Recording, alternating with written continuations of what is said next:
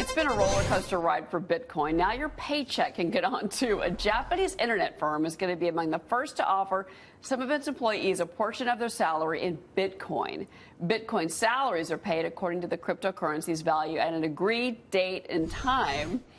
Back with me to help me with this one is my millennial panel, Jess Tarlov, Democratic strategist, Evan Siegfried, Sohm Consulting president is here, and Jason Meister, Ackman Ziff Real Estate Group, managing director and a former Trump surrogate. Guys, welcome back. Thank you. Okay, would you, as a millennial, Evan, get paid in cryptocurrency? Would you take that bargain? I would much rather my employer light my money on fire in front of me. I don't think cryptocurrency is currently a safe bet for millennials. Stick with the standard currency and ask for something else like, health insurance or something along those lines. I don't know, Jason. It's interesting that you would think that millennials or even the generation behind them would be more open to dealing in digital currency. No, I'm with him. I think that it's a raging hoax. I'd rather get paid in avocados with all the millennials eating avocado toast. At least you can put it on bread. So, yeah, I think it's a bubble, and I think I would probably leave that firm if they were offering me Bitcoin. Yeah. I already know what Jessica thinks, so you're like, no way. Well, yeah, but I hate agreeing with two conservatives, so I might as well say that I want to get paid in Bitcoin. There's something else I want to ask y'all about. I think this is really interesting, is that millennials are cutting the cord, but it's not the TV cord. There's a study that shows that millennials are staying on their family phone plans.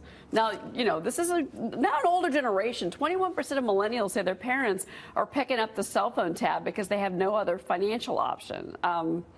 Millennials are staying on their family phone plans. Some parents are saying it's cheaper, we're getting money from our kids. Some parents are saying we're not getting anything, and they're just sponging off of us. What do you say? I mean, my ancestors didn't travel to this country so that I could live in my parents' basement, eat, popcorn and have my cell phone paid for. I think it's enabling. I think it's a problem, and I think that it shouldn't be done. But that's one of the criticisms, Evan, of the generation. I think what Jason just said is playing to the stereotype of millennials as this lazy, entitled generation.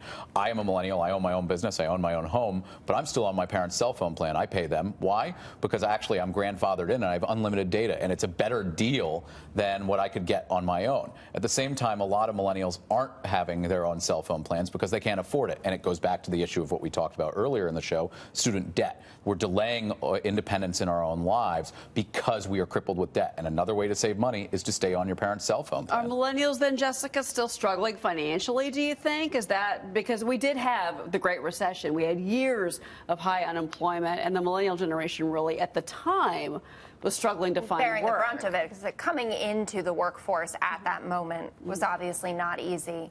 And as you mentioned in the first time that we were here, we're great savers compared to previous generations, but we do have that student debt. So what people are doing is they're not actually addressing it at this moment, and they're just kicking it down the line, and they're going to deal with it when they're being paid more, when they own their own homes, and maybe when they have a dual income household that they can tackle this kind of stuff. So I think that millennials, in one sense, are doing very well, and in another sense are looking forward to not a very bright future there. We talk about entitlement reform as well.